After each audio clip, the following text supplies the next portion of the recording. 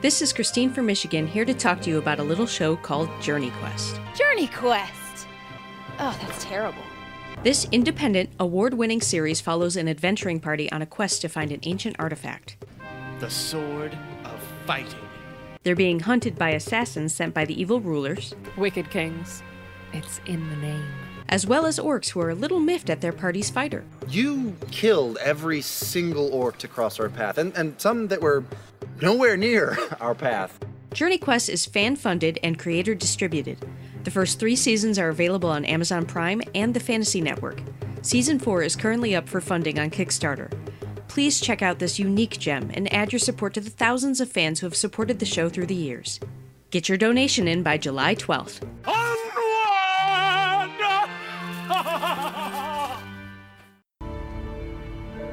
The Doctor. In the TARDIS. Next stop everywhere.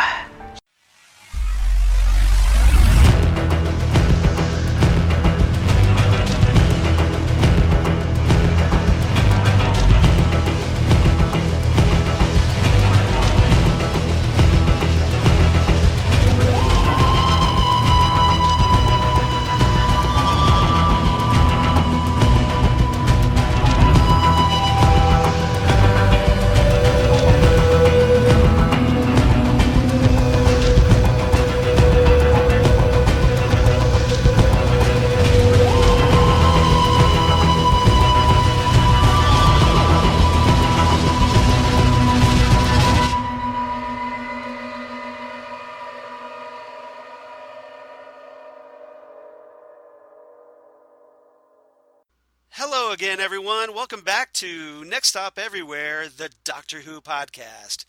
I'm Charles Skaggs, your wonderful, sort of wonderful, maybe not so wonderful co-host, here back in the TARDIS once again, ready to talk some Doctor Who.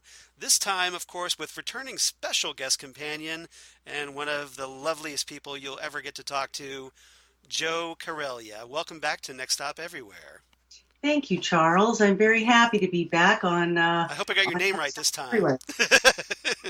You did. Yay! Hooray! So yes, Jo was kind enough, you remember, that we talked The Invisible Enemy, a classic Tom Baker story from back in the day, and which was, of course, the first appearance of K9 on Doctor Who. And we had a lot of fun talking about that. Jo had some really great insights and was very kind enough to come on back. This time we're going to talk something from the modern era because Jo is in the mood to talk River Song. So I'm always up for talking River Song, and glad we have a great episode to talk about, to indulge her in, because we're going to talk about, here at episode 145, we're going to talk Let's Kill Hitler. And which the title is a little, but it's a big River Song episode because, hey, we get to see how she this is essentially the origin of River Song episode. And after, obviously we've got, when we'll talk about this, is that obviously she had a couple of incarnations before she became River Song, one of whom we get introduced in this very episode, Mels. And it's going to be a lot of interesting things to talk about, I think. It is. I feel River Song has a lot of introductory episodes where you could say that it was the beginning, from going back to the library, right, to the Impossible Astronaut and Day of the Moon when we see her at the, one of the youngest incarnations. And then, of course, the episode that you guys did, we did almost the same episode, The Good Man Goes to War. Yeah, we just talked about that recently with Christine Peruski. And so right. when you suggested this episode, I was like, oh, this is perfect because we can just pick right up kind of where we left off with that cliffhanger.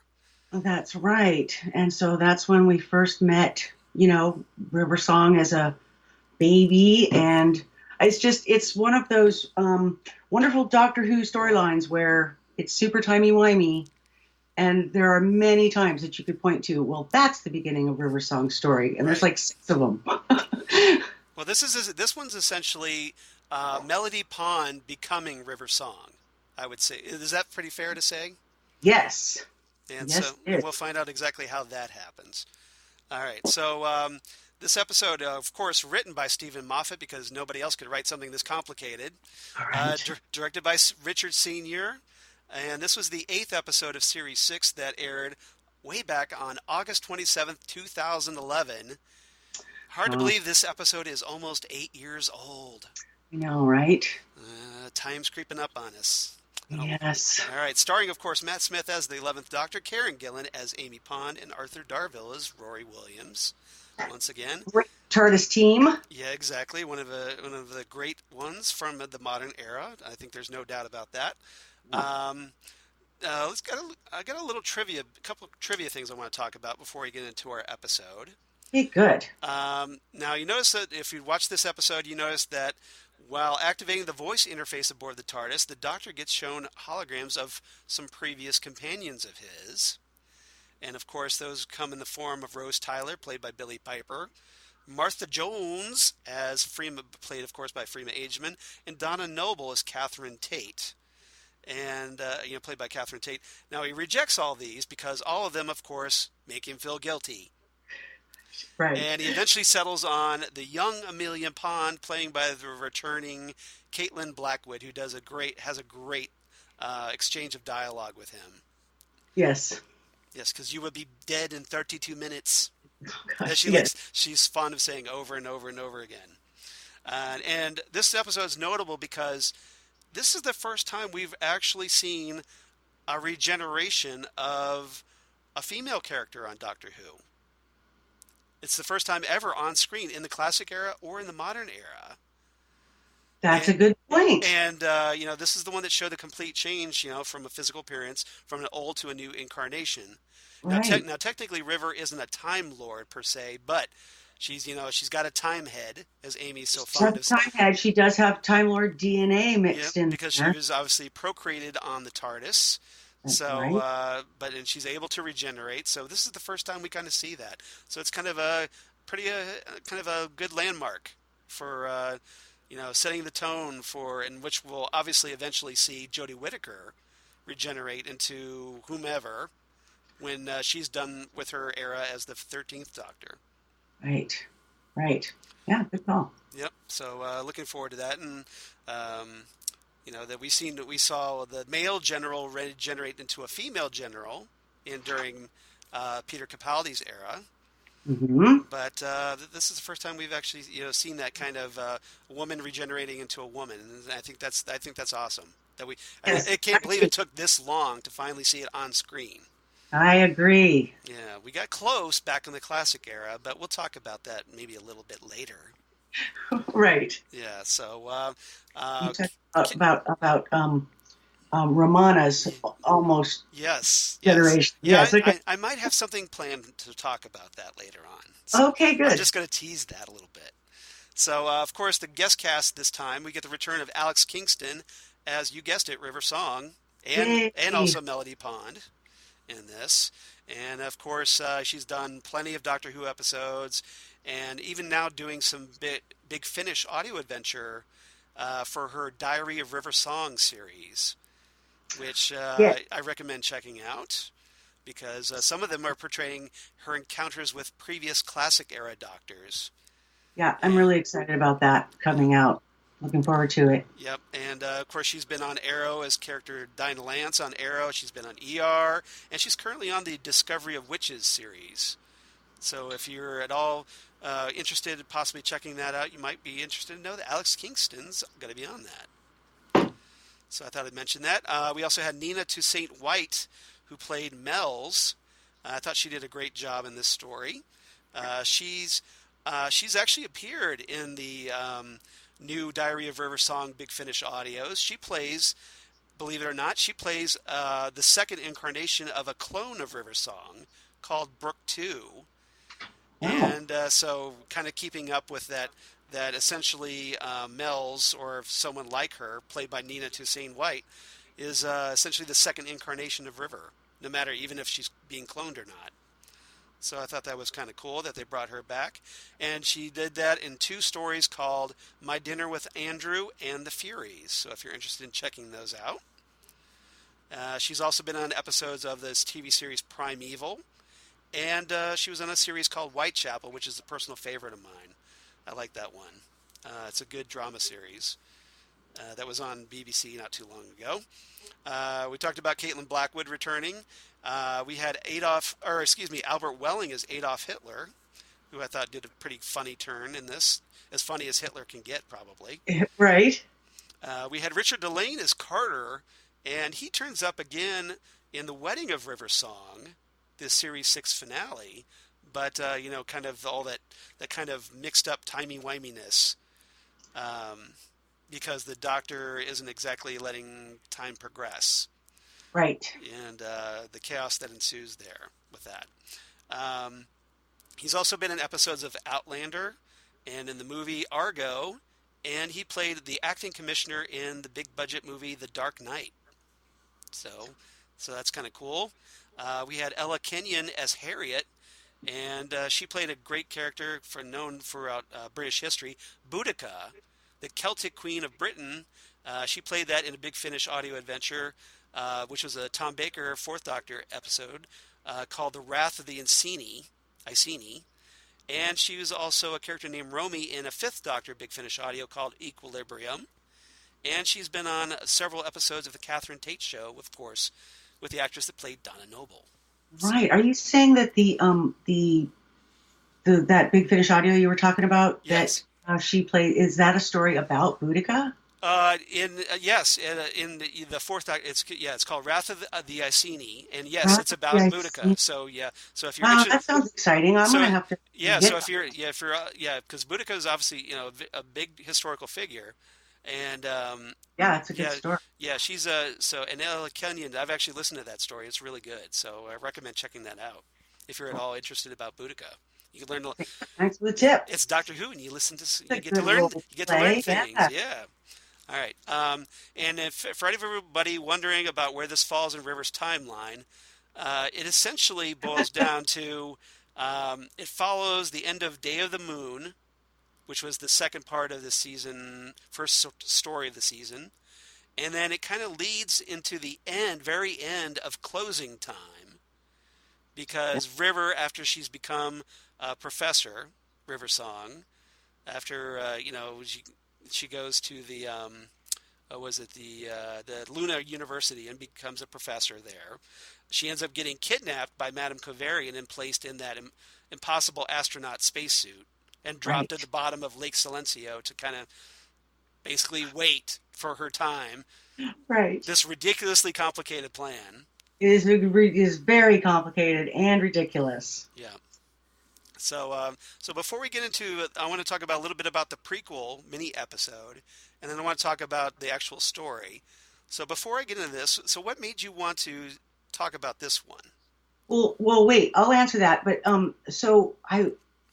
as far as the trivia stuff goes, am I right in noticing that, or correct in noticing that Sophie, Stormageddon's mom, the actress that plays her, made a cameo in the party scene in this episode? You might. I'm not sure about that. I am sure I saw her in there. I might have to look that up. Now you got me wondering.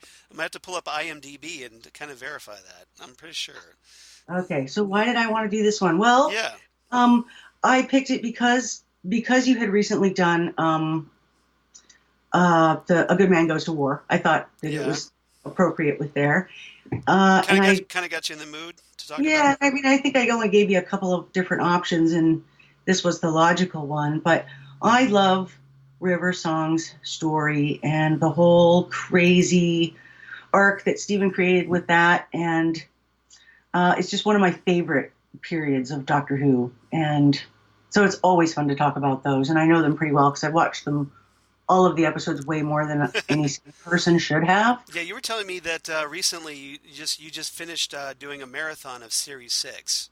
Yeah, I watched Series 6 throughout the week this week because I wanted to... It's kind of refresher. I just feel like most of the stories in Season 6 are connected to one another, Yeah, others. This series is definitely very interlinked, and I'm sure that's obviously Moffat's doing because he likes to play around with time.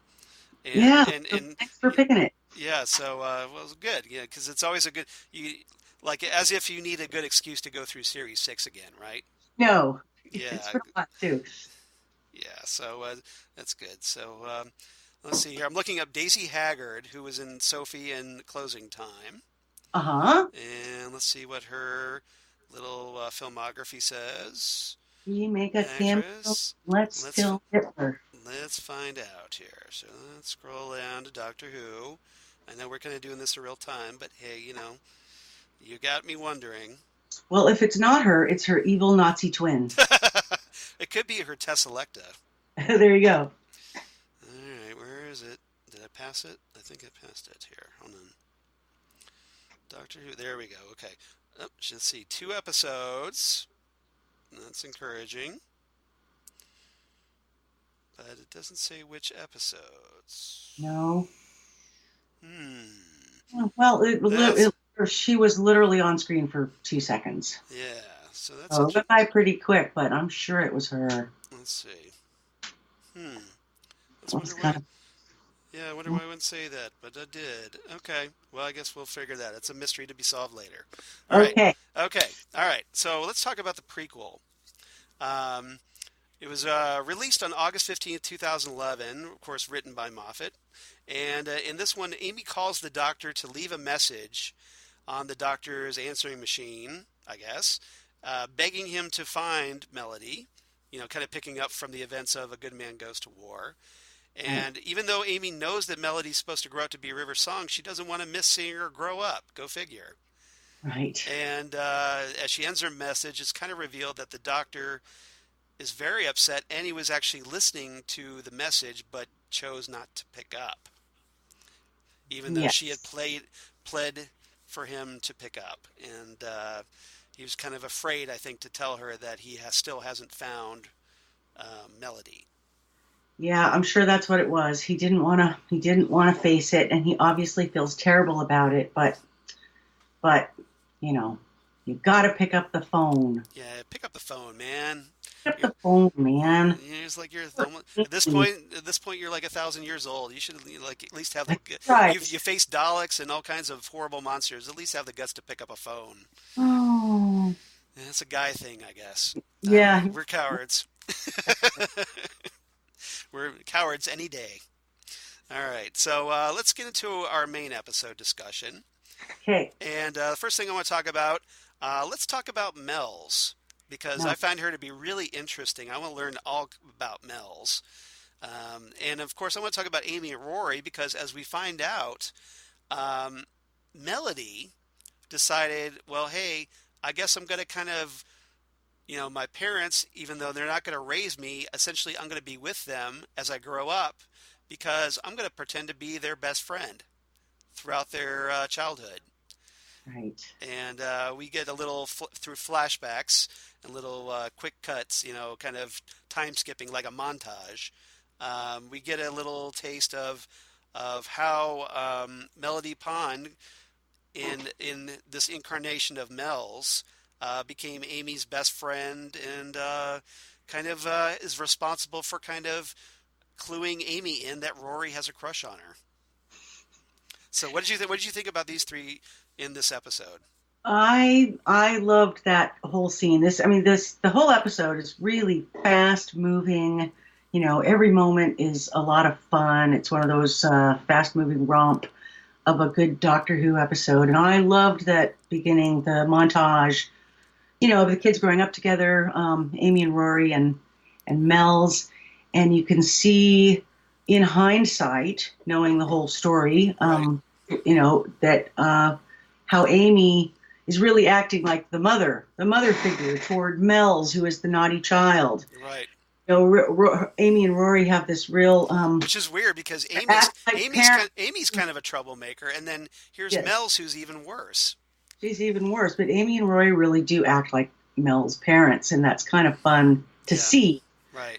Once you know what's going on, but because of course in this episode, when you're first watching that montage, you do not know that is their kid. Yeah. So what did you think about that the first time you watched this episode? What did you think about? Were you stunned by the revelation that Mels is actually River? Well, I think that I feel like Rory Yeah. said it all in that moment when they find that out, when they're in Hitler's room, when he said, just, is anybody else find this day a bit Unsettling or a bit whatever. difficult? Yeah, Is difficult. everybody Yeah. a bit difficult? I'm getting this banging in my head. And I thought he's sort of speaking for all of us at that moment where, Stephen Moffat is just sort of tossing us around like rag dolls and tiny whining our brains into meltdown. So it was a lot of fun in that way. And I don't remember how I felt about it the first time because I rewatched it so many times. But that's one of the things about season 6 is there are so many amazing things that once you've seen it all for the first time, you have no idea what's going on as it's happening. Right. You can watch it again and there's all kinds of fun little... And you can get little more things out of it. Yeah. Yeah, absolutely. Like being able to see Amy acting like Mel's mom when they're kids growing up together. And yes, and I love that scene at the very end of that montage where she helps Amy to get that Rory is in love with her. And I love that. I thought it was hilarious, Yeah, she kind of had this fun little catchphrase where she's like, "You're gay." Talking about the penny in the air, the penny drops. Yes, yes. And Amy's just like, "Well, sure, Rory's gay. I can't be with him." And he's like, "No, I'm not gay." Are you stupid? Right. You've never paid attention to a girl ever. He goes, "Name one girl you've ever paid attention to." And then she gets it. He runs away. She gets it. Yeah. Funny scene. Loved that whole setup. It was really cute. Yeah, and you kind of wonder how long that would have went on if Mels hadn't been there to point that out. Right. But yep. I love that whole little bit there. Yeah. So and Amy, we don't really know exactly what happened after that moment, but somehow they decided to get together, I guess. Right. Yeah. Somehow. But it was very good. And then once we kind of join the modern day, and Rory's driving through this wheat field. They're trying to get the doctor. They're trying to get his attention. So they decide instead of putting up a big sign somewhere, they decide, okay, we're going to do a crop circle. Do a crop circle. Yeah, exactly. And he's even like when he shows up, he's going, seriously, a crop circle, and and then all of a sudden Mels shows up in this big fancy Corvette, and and Mels is this is where the doctor meets Mels, and they're immediately butting heads, and she's all talking about, well, hey, you've got, I know Amy's been talking about the doctor for forever, so I know all about you. And so you've got a time machine, I've got a gun, let's go kill Hitler. And that's the kind of to send us off into the credits. And inside, she ends up shooting the TARDIS for some ungodly reason. And the doctor's not very happy about that. I'm sure the TARDIS is not too pleased with it either. Well, she shot the TARDIS specifically because he told her that her gun wouldn't work. Yeah, so that makes it, she basically, it's like a dare. Yeah. Exactly. It's like, oh, really? Okay, let's try it out. Yeah. Mm-hmm. And he's like, look, I was obviously lying. You didn't have to try that out. And so they end up basically crashing into, was it 1938 Berlin. And they ends up crashing in, of all places, Hitler's office. And that's where, of course, wackiness ensues. Mels gets shot, and she ends up regenerating. And obviously freaks Amy and Rory out because they had no idea whatsoever. That was a great moment when she revealed that and said, both my parents are right here. Right. And they're sort of, it's not as easy of a realization because they can't quite work out how Mels could be their daughter. Right. Because she's black, and that confused everybody. That's like, well, I think they didn't expect, because they don't know. It's a perfect disguise. Exactly. They don't know that's an interchangeable thing. So you just see their little heads going, what is happening right now? And they had just come off of the moment where they found out who River was that in the last episode. So they're having he's getting a banging in his head. Yeah, just when they start wrapping their heads around the fact that River Song is their daughter, all of a sudden here comes another curveball, and like, oh yeah, by the way, your childhood friend that you've known all the time growing up, she's your daughter too. Yeah, and she does say Just a different incarnation.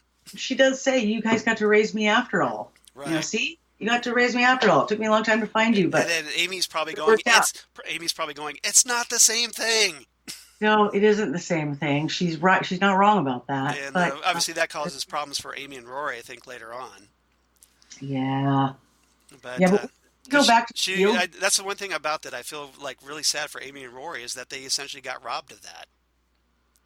Yes. Well, River's song story is a bit of a tragedy for all of them. Yeah. In so many different ways. It's a sad, sad love story. This is a cautionary tale for anybody wanting to have sex on the TARDIS. That's right. That's right. But wait, back to, can I ask you a question about the field? So please, why do the Brits call wheat fields cornfields? What's that all about?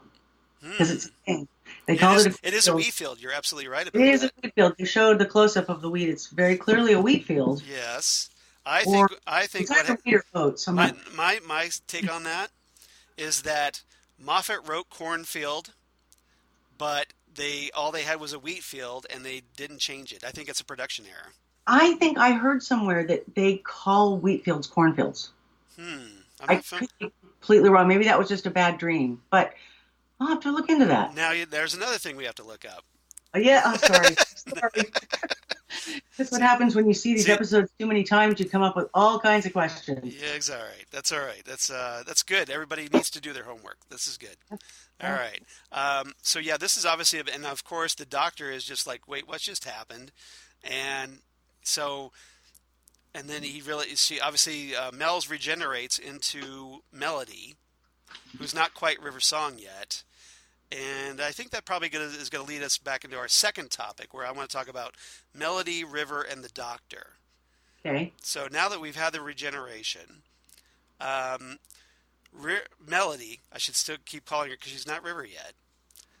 Melody is, she's really likes the new incarnation. Right. But apparently she's got an agenda going on, as it turns out.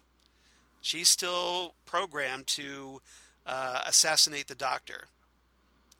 Yes. And that obviously comes into play when she ends up kissing him and poisoning him with the Judas tree poison. Right. And which apparently will actually kill the Doctor without allowing him to regenerate. Yep, sounds like a very bad poison. So you got to wonder why more people haven't used this.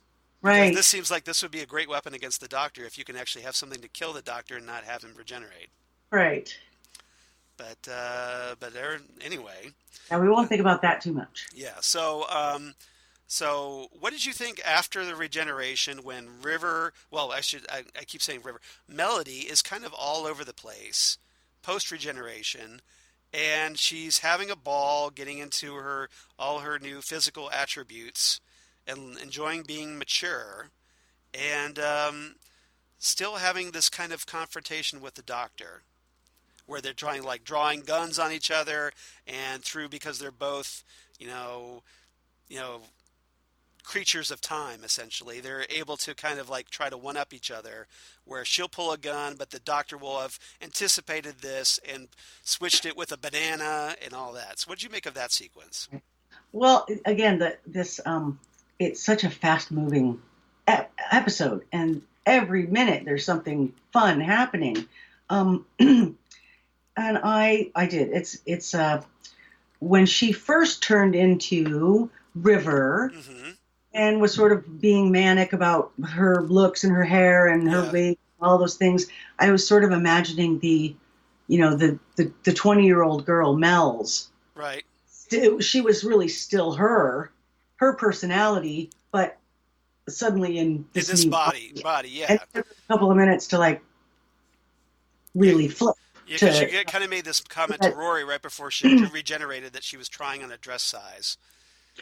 Right. Yeah. So I was just sort of imagining that, teenage or 20-year-old girl still driving the brain in the new body there. It was, that's what I saw. And then, she's all like, I'm all mature now. Yeah. And of course, River has some great lines or melody. She's Yeah. still melody, right? She doesn't really become River till the end of the episode. Right, exactly. I guess that's fair to say. Yeah, I think so. Yeah. Um, Yeah. but Great. then, you know, then she like decides, okay, after poisoning the doctor, she doesn't just quit there. She jumps out a window and decides, okay, I'm going to terrorize 1938 Berlin. Yeah, because it's her kind of town. Sounds Yeah. like fun.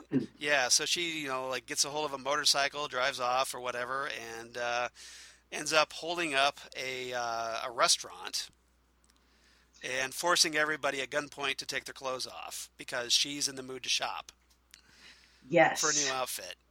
Also a very funny scene. And Yeah. Meanwhile, of course, Amy and Rory are left with the doctor who's dying, and they decide, well, hey, we got to go after River. And all of a sudden, though, they realize, well, eventually they get pursued by the Tesselecta, Yes. who is they're essentially looking to, and we'll talk about them here in a minute. But what did you think of River? And eventually she gets reunited with the doctor. The doctor shows up at the restaurant in the TARDIS after having changed. Mm-hmm. And he's all dapper, and he's in a big tall hat and with a sonic cane, and he realizes, yeah, he says, actually, I'm kind of getting ahead of myself because I do want to talk about. Let's rewind a bit and let's talk about him in the TARDIS before he gets there. Okay. Because there's this great moment, like we were talking about with the holograms, and he has that conversation. He asks for a voice interface. Right. And he's looking for someone, and he gets like various companions but they all make him feel guilty, and he ends up getting presented with young Amelia Pond. He's like, "Whoa, this is before I screwed you up." Before I screwed it up, so we can, I can deal with that. So this one works, and Amelia keeps telling him that, hey, you know, you're going to die in 32 minutes, and so she keeps kind of telling him and the audience that essentially the doctor's going to die. There's nothing you can really do about it. And so the doctor has to kind of come to terms with that and realize, okay, so what am I going to do with the time I have left? I have 32 minutes left. What am I going to do? Well, first put on a nice tux so I'm looking good when I go out. So then we get back to the restaurant. So yeah, that kind of fills in that gap. And he shows up. He's all dapper looking, although he's having a lot of trouble standing. And Matt Smith gets to do some kind of physical comedy. A bit of physical comedy in that whole scene, which I thought he did very well. It was fun to watch. Yeah. And so essentially he confronts her, and he's basically pleading for her help. Yeah. And trying to get her to realize that, she needs to find River Song. And ultimately, she kind of does. After just on his deathbed, he essentially he whispers something into her ear. Well, first he has to convince her to go and save Amy and Rory. Right, from the Tesselecta. Yeah, he sends her back and tries to get her. He says, "You've got to go help them." Right. Yeah, and then and that's where she learns how to fly the TARDIS. Yeah, you're right. You're absolutely right about that. We learn about that. What that meant. I'm not sure how she learned it so fast, but because she said that the TARDIS taught her. Oh no! Can you still hear me? Yes, I can. Hang on. Why is that doing that? Hooray for technology. All right. So yeah. Charles? Yes. I'm sorry about that. I missed. My phone rang. I had my phone turned off, but it made my computer make weird noises. Okay. Can you hear me? So I muted you. I didn't know what was happening. I'm so sorry. That's all right. Can you hear me now? I can hear you now. All right. So let's try and get back on track then. Okay. Okay. All right. So where we were talking about that River went to go help Amy and Rory. Yeah. And she learned how to fly the TARDIS. My question to you was, how did she learn that so fast? Oh, right. That's what we were talking about. Well, I mean, I don't know. It's a Doctor Who It's a thing. time. But I guess the TARDIS. Yeah. If the TARDIS is teaching her, Right. maybe she just downloaded the TARDIS just downloaded all the information into her brain somehow.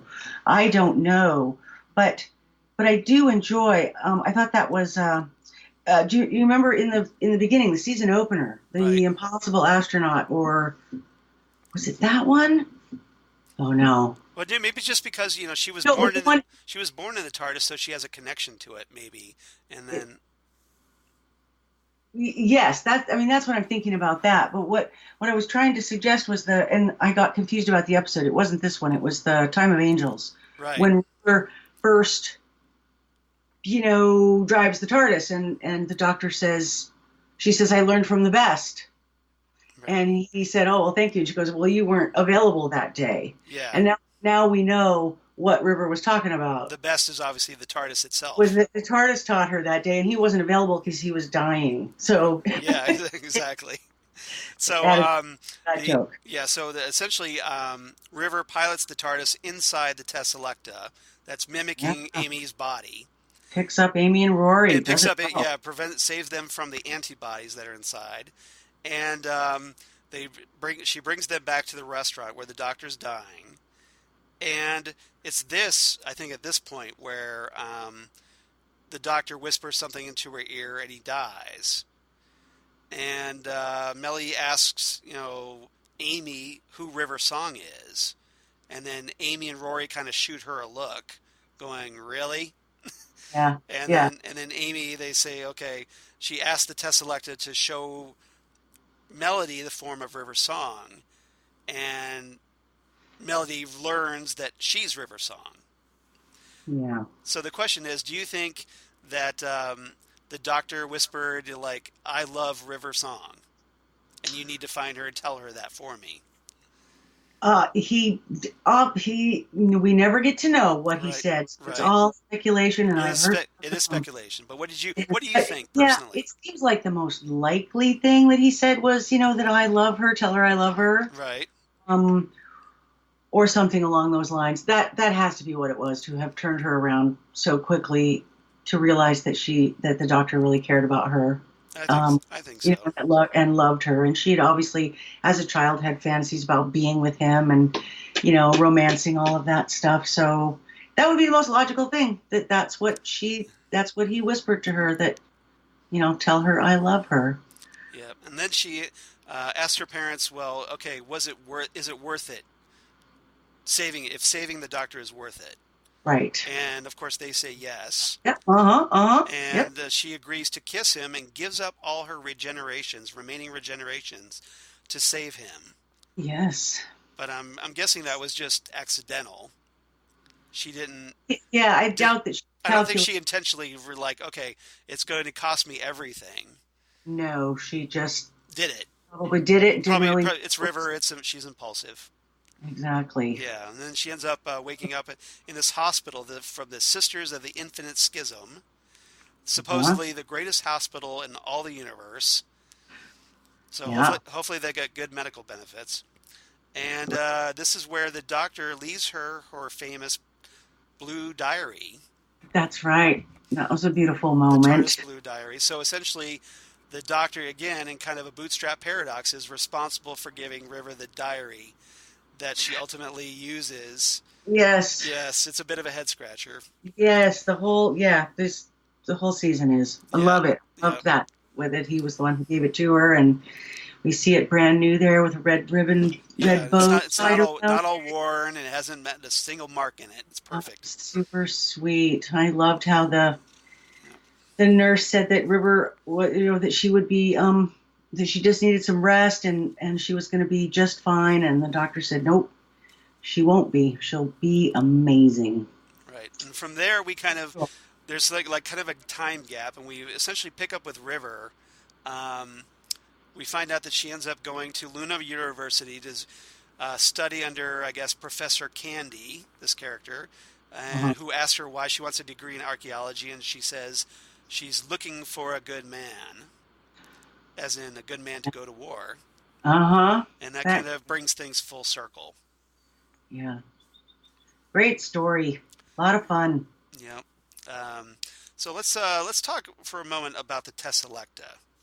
Okay, there's a lot to talk about there. So this is a new, obviously an important addition to the storyline, because obviously the Tesselecta is kind of the big payoff at the season finale in the Wedding of River Song. Yes. And this is Stephen Moffat's big out for how the Doctor gets out of being killed, but still makes that count as a fixed point in time. Yes. The Tesselecta is definitely a head scratcher as well. I feel like we are actually first introduced to the Tesselecta in the season opener, Possible Astronaut and the Day of the Moon. But we didn't realize it. We don't know that it is yet. Yes. But that's the first time we encounter it. And then, of course, we think River's in the suit. And then this one is, of course, real introduction to it, when we find out actually what it is and what's happening with it. And I thought that it's an interesting concept. When the guy said, when the crew member said that this is Justice Department Vehicle 6018, welcome aboard the Tesselecta, just got me wondering if there must be a whole army of these things. 6,018 Tesselectas, or are they all called the Tesselecta, or is the Tesselecta the name of that ship vehicle? Exactly. Yeah. I don't know. I wondered that, but wondering if they've got this huge army of these things going around changing history. History. Or is it just maybe this one's kind of a rogue? I'm kind of thinking maybe it's I'm kind of thinking that this group particular are rogue agents. Because otherwise there would be so many of these things that the Doctor would have to deal with, right? Right. You'd think that would have gotten his attention and he would have known, because you're right. Like this particular crew, he was a bit of a screw up at best, that they arrive they've already gone through and made themselves into that one Nazi dude. Yes. And they actually killed him. They killed that guy. Right. And we're in Hitler's room before they went, oh, gee, we're in the wrong year. We have to, we're too early. We have to go later in his timeline. I thought, that's an oversight for such a major undertaking. And they were rather very callous about that. They just kind of realized, no matter how his death could affect history. Yes. In a kind of butterfly effect kind of way. Yeah. We're not quite, they just okay, we're going to kill this guy. We're going to replace him. And then they already just killed somebody, and then they were like, "Oops." Unless they figured, well, it's the war. We could just, he was killed during the war. I don't know, but yeah, they're just seem kind of a little all over the place, and all their mission is presented as is that they go after criminals and they visit unpunished criminals at the ends of their lives, and just quote unquote give them hell. Which is essentially agonizing pain while their timeline continues. Right. I thought that the Doctor's reaction to that, when they told him, who they were and what they were doing, and he said, I'd ask you who you are, but I think it's pretty obvious. And he just laughs at that the whole absurd idea. It's like, you got time travel, and so you decided to punish dead people? Right. It's like, it's absurd, and I like that. But also that because they screwed up, and the Doctor and the TARDIS were drawn to that moment, and they think, when Hitler tells them, "You just saved my life," and they think, "Oh my God, we just saved Hitler's life. This is bad." Right. But actually, did they really? Because the Tesselecta was about to back up. Right. They weren't actually going to kill him because they had already realized. But Amy and Rory and the Doctor never know that. So they go away thinking that they saved Hitler's life, which is kind of it's like, well, we did it. Right? To be fair, we did it accidentally. It was an accident, right? Yeah. So for the record, it was an accident. Yes, they completely throw that little disclaimer in there. We forgot to talk about that great moment with Rory when he punches out Hitler. Yeah. And he's all, "Shut up, Hitler." Shut up, Hitler. And he punches him out, and he throws him in the closet. Hitler covered Hitler. In the cupboard, yeah. So that was pretty fun to watch. It was. Lots of great moments in this Yeah, episode. Rory's obviously come a long way since we first met him in the 11th hour by this It, point. so this Tessellacta team, you're right. They seem a bit sloppy to me. Yeah, and there's something they're that's why I think they're kind of rogue. They're not the main. They're not like they're everybody else. I think they're just right. They just seem like they've got like, okay, we're kind of going after criminals. We're kind of meting out our own justice. Because they said that they only like a vigilante almost. They claimed that they only did this at the end of people's lives, but then what were they doing messing with River? Because she was at the beginning of her life. She had hundreds of years to live, and so it seems like like she's not. They should, if they were going to show up, they should have shown up at Silence of the Library. Right. They just thought River was a bonus, right? They were like, oh, look. That's kind of the thing. Is they make this comment, and I thought it was interesting. Because they talk about like, well, hey, we could get one of the greatest war criminals ever. And you kind of wonder, at least I wondered there for a moment the first time going, are they talking about the Doctor? And they're like, no, okay, we're going after River. And I'm thinking, well, she hasn't committed those crimes yet. So I'm going, wait, what?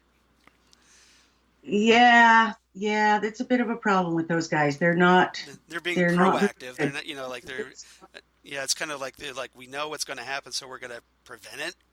But if they weren't such sloppy rule breakers, maybe they wouldn't have loaned the Tessellacta to the Doctor. Right.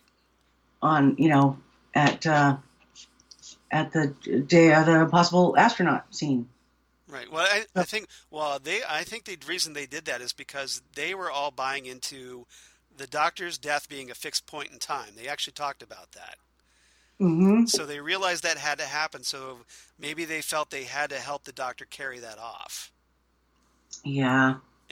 But give him an out, I guess.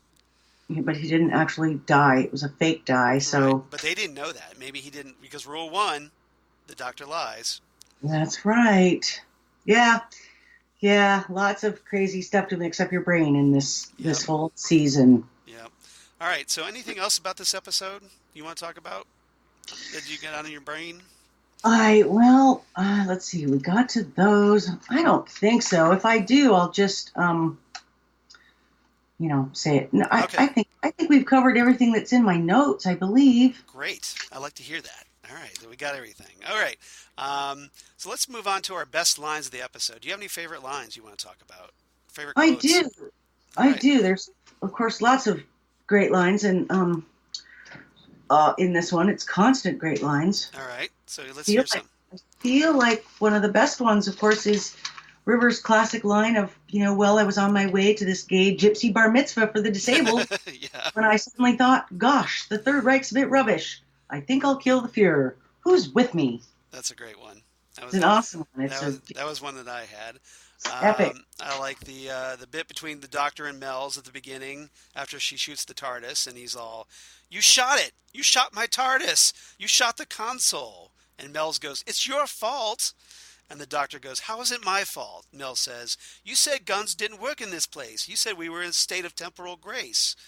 And the Doctor replies, "Oh, that was a clever lie, you idiot. Anyone could tell that was a clever lie." And that's a nod because, like, especially during the Peter Davison era, there was this kind of mythos idea concept that you couldn't fire guns in the console room. That it was in a state of temporal grace, even though there was a couple of stories that kind of proved that wrong. So I think it was Moffat making fun of that a little bit. Did you say it was in Troughton's day that was established? No, Peter Davison's era. Okay, because I remember seeing it in a Peter Davison episode. Yeah, because there was the whole bit where there was some Cybermen in Earthshock where they they were supposedly not able to fire their weapons because the TARDIS was in a state of temporal grace, and they fire their weapons. Yes. So and I damage the console. So that was a Rule 1, again, the Doctor lies. It's a clever lie. It's not real. Yep. All right. Any other lines that you liked? Yeah, I love when River says he shows her the sonic cane, says of a sonic cane. She says, "Are you serious?" He says, never knowingly be serious. Rule 27. You might want to write these down." I love the never knowingly be serious. That was good. My favorite. I like this exchange between River and the Doctor when they're kind of doing that bit with the gun and the banana. And Yeah. And River's going, she's kind of getting frustrated because the Doctor's anticipating her moves. And she's going, goodness, is killing you going to take all day? And the Doctor goes, why, you busy? And River goes, oh, I'm not complaining. Yes. Yeah, that's good. And that's after the, oh, no, never mind. So I have another one that All right, go ahead. I love. It's the one where the Doctor is, questioning the Tesseract, and he says, well, at least I'm not a time-traveling, shape-shifting robot operated by miniaturized cross people, which I have got to admit I didn't see coming. That's a good one. I remember laughing out loud the first time I heard that one. That was a good line. Yeah, and I thought Rory had a very poignant line later when after they get brought aboard the Tesselecta. He goes, oh, okay, I'm trapped inside a giant robot replica of my wife. I'm really trying not to see this as a metaphor.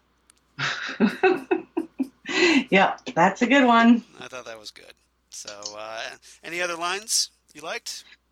That one. Well, I really love I sort of said it earlier in reference to something else, but there's more to it. When Rory says, does anybody else find this day just a bit difficult? I'm getting this sort of banging in my head. And Amy says, yeah, I think that's Hitler in the cupboard. And Rory says, that's not helping.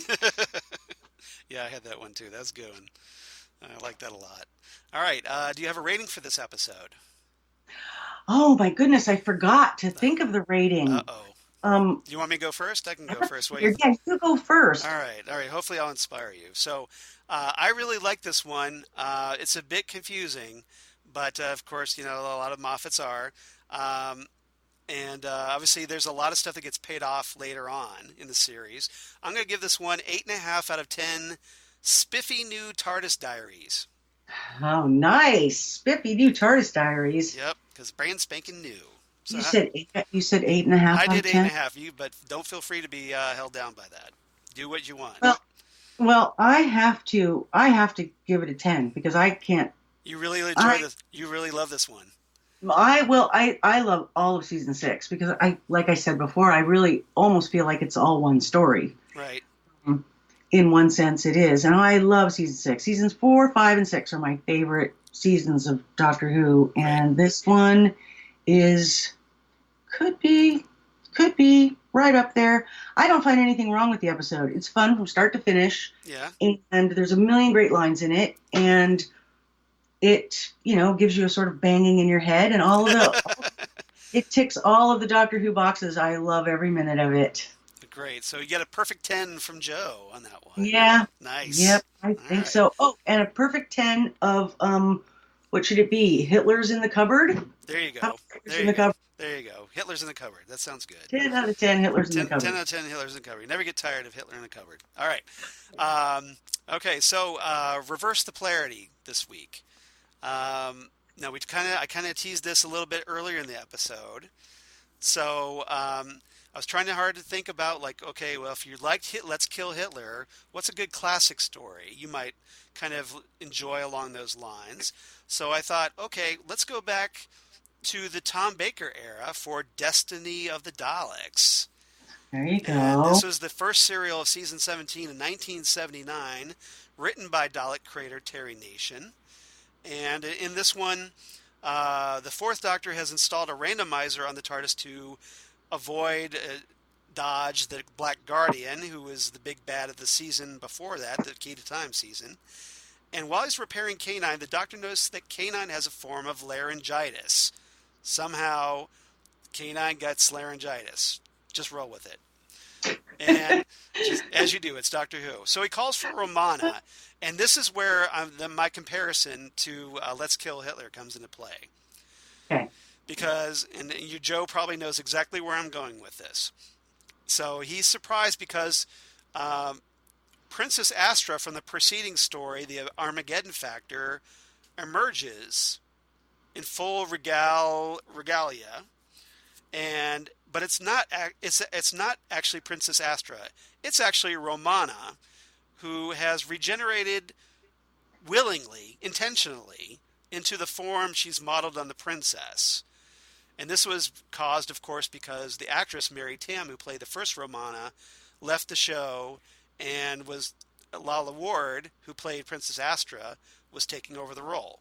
So this is how I see what you did there. We're back to you tied the show from the beginning to the end. I like it. Exactly. So, so the Doctor isn't impressed, and he's trying to dissuade her from going around wearing copies of bodies, according to him. So he urges Romana to try another body. She agrees and leaves and tries again.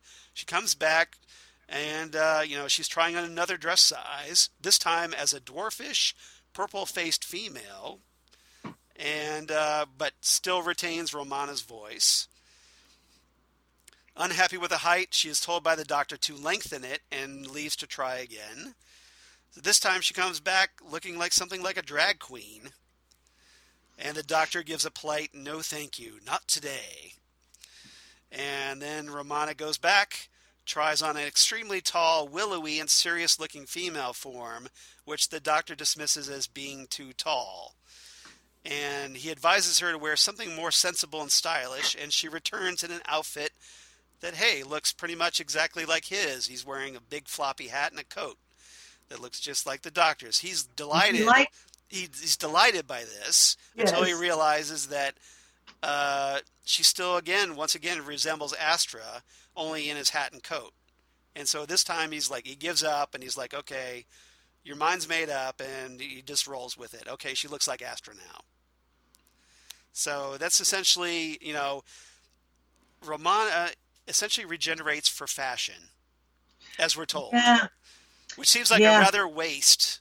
As apparently we'd like to think that she doesn't just burn all those incarnations. She just burned through 5 incarnations in 2 minutes. Yeah, so she just kind of presumably just for whatever reason she's able to scroll through various fashion options until she locks one in. I'm hoping. Right. Because otherwise it seems like a really gratuitous waste of regeneration. Yes. Well, maybe I've always wondered about that, just like every other Doctor Who fan. How's that work? Yeah, and why did they let her do that? So this was essentially the closest we ever got to seeing a female Time Lord regenerate on Doctor Who back in the classic era. But of course, we didn't get to see it on screen. Just kind of Romana shows up wearing one outfit, one body, and then another, and so on. And then she goes back to the original body she started with. Did she even say, what was the reason she gave for regenerating, or was it for no apparent reason? No apparent reason. No, she just felt like trying on a new body. She's getting sick of the old one. Right, yeah. Yeah, it was a pretty lame explanation, needless to say. But, yeah, so this is as close as we got. So that's kind of what I'm getting with. Obviously, with River regenerating, it was a much more official and proper regeneration, I think. Mm-hmm. And then, of course, later this episode's all about, of course, they end up on Skaro. They find that this is the first episode where Davros is in. Well, actually, no, I take that back. The second episode, after Genesis of the Daleks. So Davros has essentially become prisoner of the Movellans. And with the idea that there's a stalemate in this war between the Daleks and the Movellans. The idea is that Davros will give them that edge. And they essentially, the Movellans show up determined to thwart the Daleks' plan. And essentially they end up deactivating the Movellans at the end of the episode. Davos gets cryogenically frozen on board their ship. And then he gets put on trial for his crimes. And that's how that episode ends. Yeah. That's the very quick version. So if you're kind of in the mood for something, at least regeneration-wise, a little similar to Rivers, you could probably check out Destiny of the Daleks. That's probably the best recommendation I could give. There you go. I think so.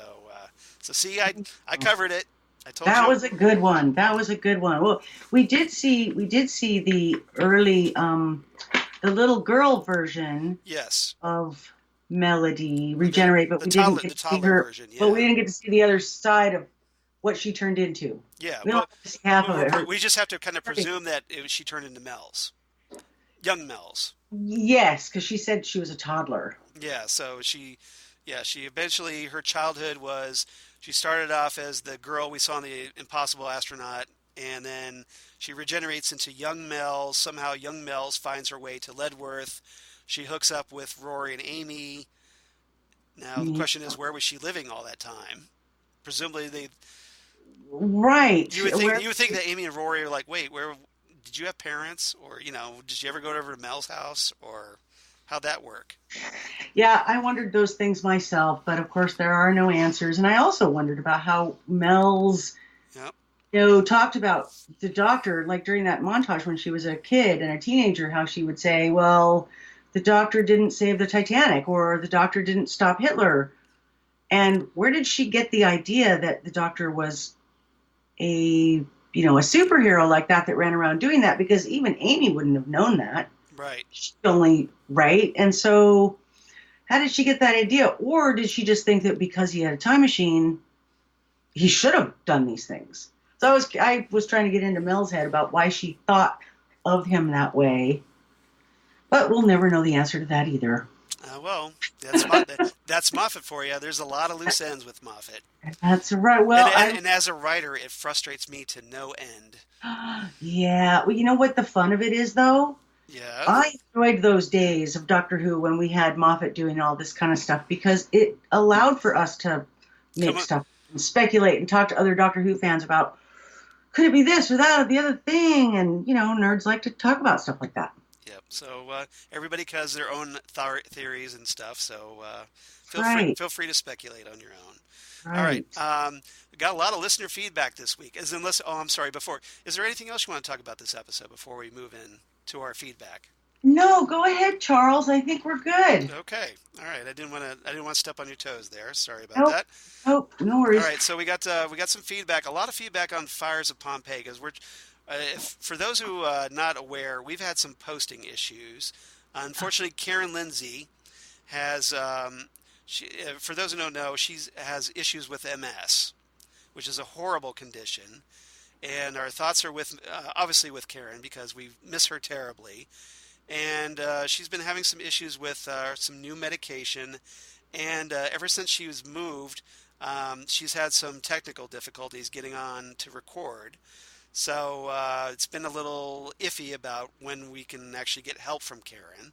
So we've asked our editor-in-chief, Rob Southgate, executive producer, to kind of see if he could help out with getting us back on track as far as posting the episodes.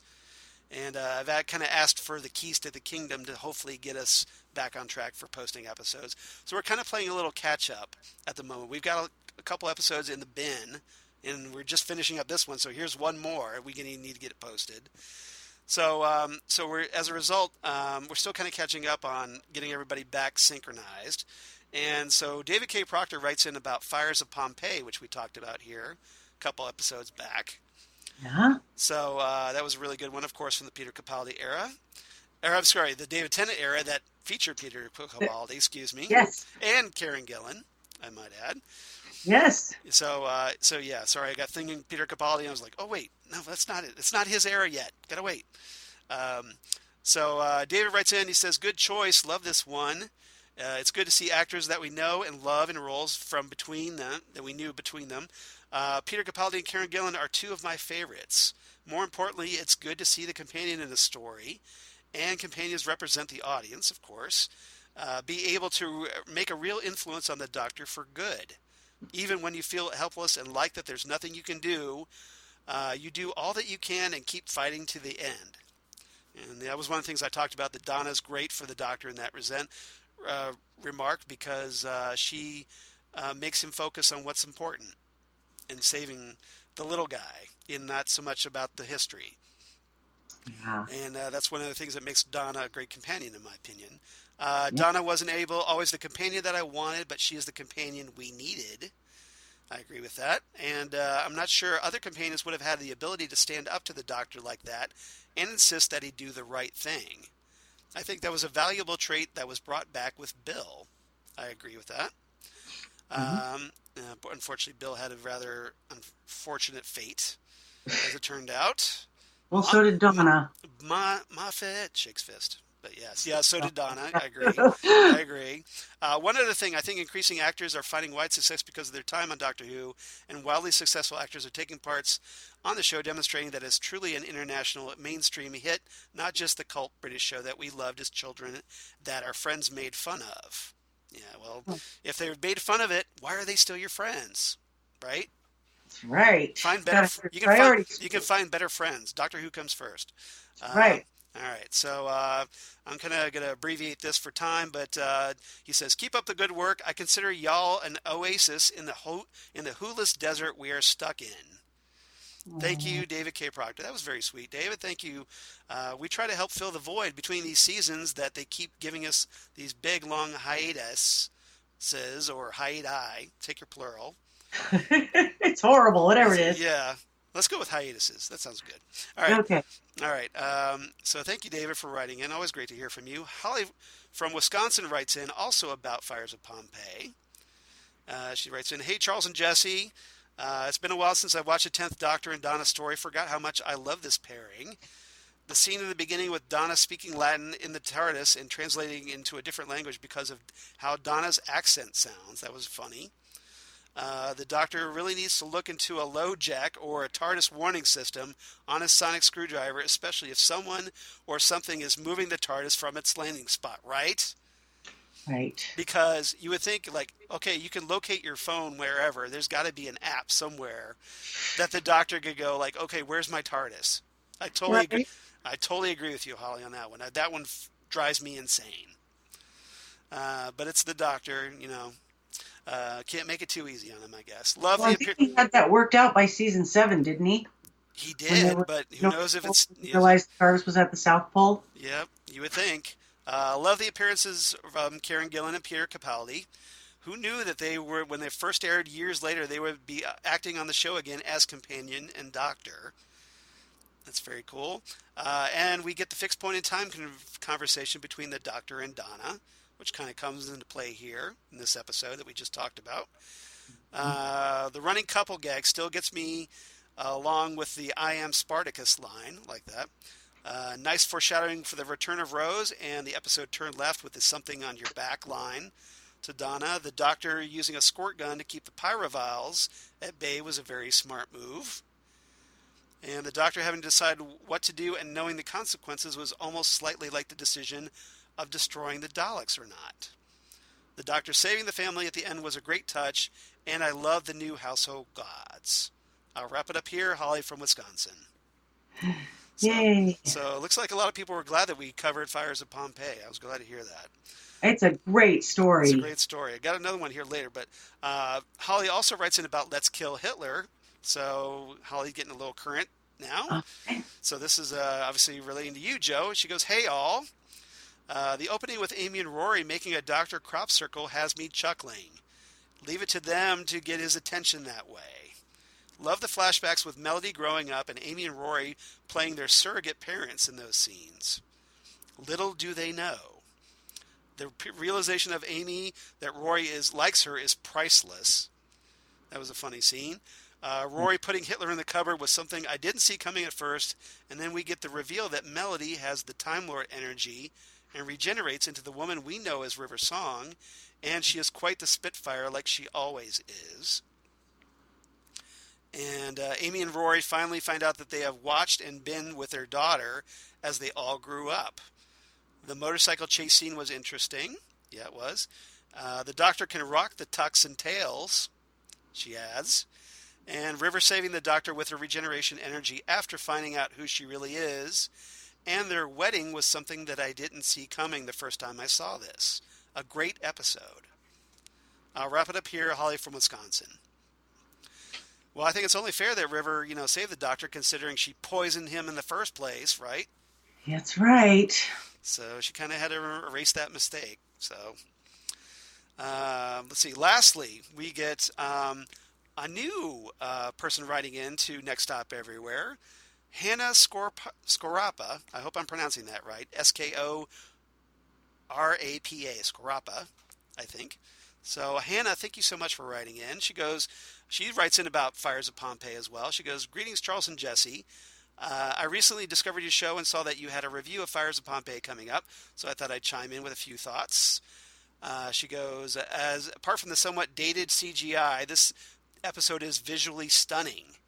Some definite highlights of the visuals of the villa and set itself in that iconic moment of the 10th Doctor rescuing Caecilius and his family. Of course, when he's doing that big hand extension, like, come with me if you want to live kind of thing. Yes. Yep. I would also say this is a great episode for Donna. The translation circuit joke left me in stitches.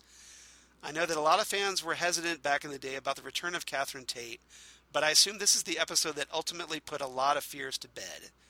This is best summed up in the scene where Donna pleads with the Doctor to, quote, just save them, unquote, where her compassion and humility shine brilliantly. I think Donna is my favorite companion from the RTD era, and this episode highlights some of her best qualities. I think that's a good argument, personally. Yeah, I think agree. that's totally fair. I totally agree with that. Excuse me. It was also fun to see Peter Capaldi and Karen Gillan in their first Doctor Who appearances. I know that the BBC, quote, we have 12 actors, unquote, joke has been made time and time again, but in instances like this only enhance my enjoyment of the episode upon rewatch. With this in mind, I do wonder if any of the guest actors, apart from Chris Noth in Series 11, will play either a future companion or incarnation of the Doctor. And we've kind of talked about that.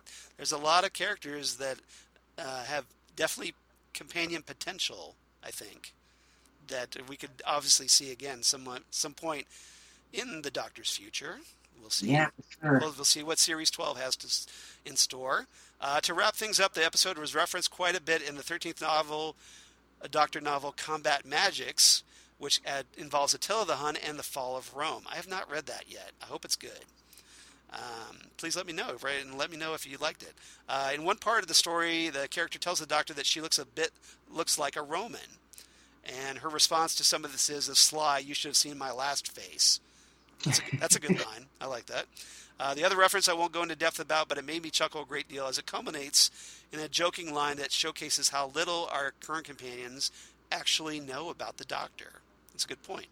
Yeah. Anyway, I love your podcast, and I look forward to hearing future discussions. Best wishes, Hannah. So thank you, Hannah. And, of course, thank you to Holly and David and everybody that writes in.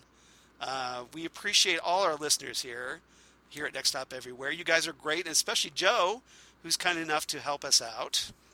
Thank you for the opportunity, Charles. It's always great to have you. So is there anywhere on the interwebs where we can reach you? Anybody wants to get a hold of you? They can if they want to. I'm on Facebook, but not for any official business, just for fun. So okay. I'm at Jo Karelja on Facebook. Well, please follow her, and because she's great people. And definitely Charles and Next Stop Everywhere approved. Well, that's very nice of you to say. So please do. She's wonderful. Really fun to be here and talk Doctor Who with you. That's great. And so if you want to be like Joe, and maybe you're interested in kind of doing the co-hosting thing as special guest companion, please drop me a line at nextstopeverywheresmg@gmail.com, just like David and Holly and Hannah did.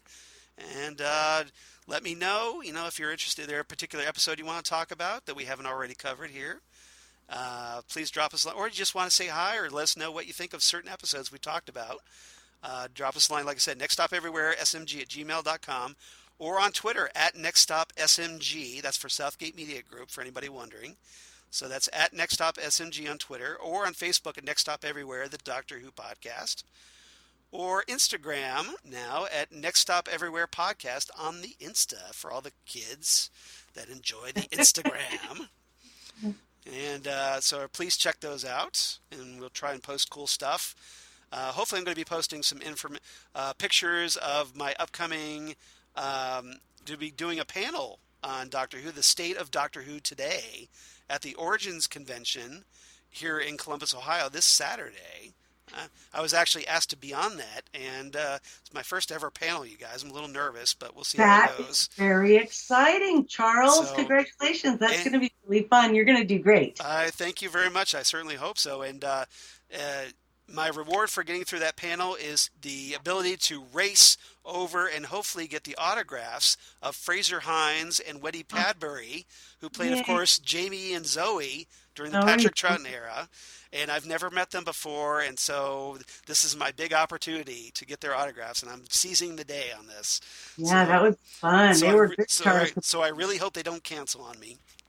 No. But if nothing else, it should be fun, and I'll try to post some pictures about that.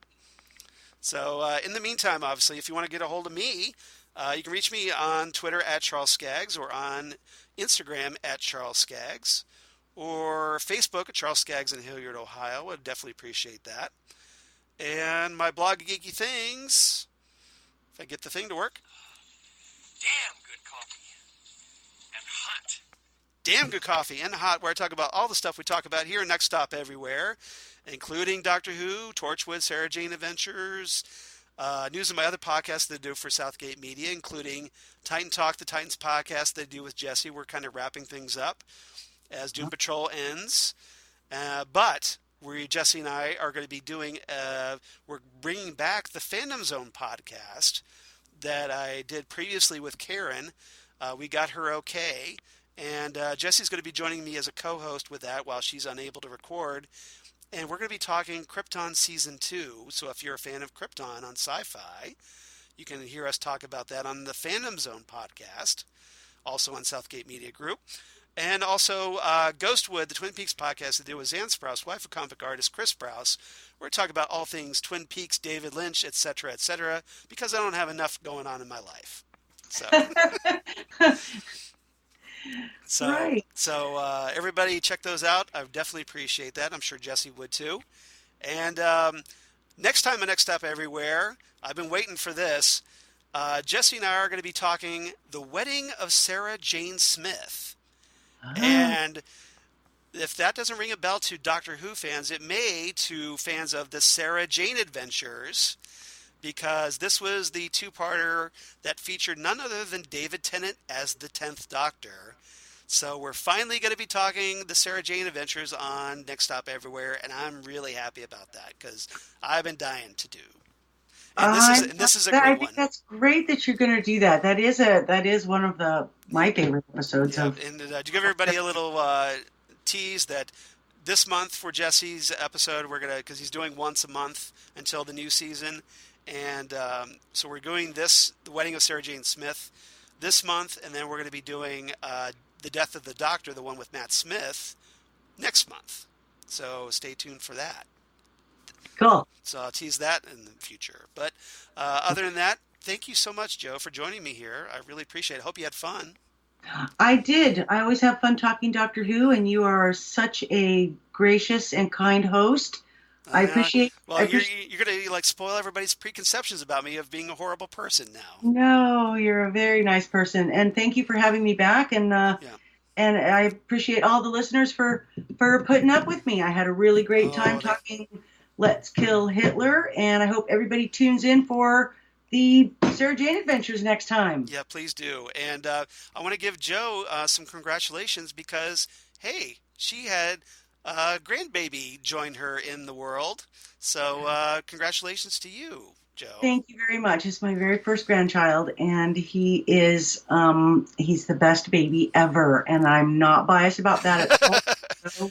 I think as his grandmother, I think you're perfectly entitled. Do you prefer grandma or grandmother? Well, actually, or do you just prefer Jo? No, actually, I am Mumo. Mumo? Mumo. Okay. It's Finnish. Oh, really? I didn't know that. Mumo. I learned something today. That's awesome. So, yeah. So Mumo Jo. Mumo is one of the ways of saying grandma in Finnish. That's cool. That's the one I like. Well, but yes, I'm very much enjoying being a grandma, and I love my grandson, and my kids are doing great, and it's a very exciting chapter in our lives for sure. And I'm just, obviously, I'm speaking for Jesse as well, and we both wish you and your family the best. Thank you. And with your wonderful new addition. So congratulations. Thanks. All right. So everybody, come on back. We're going to talk The Wedding of Sarah Jane Smith. It's going to be fun. And Jackson's back, and all's going to be right with the Next Stop universe, hopefully, as we get back on track, hopefully. And thank you again for listening, and we'll see you next time right here on Next Stop Everywhere, the Doctor Who podcast. Goodbye, everybody. Yay. Bye. Bye.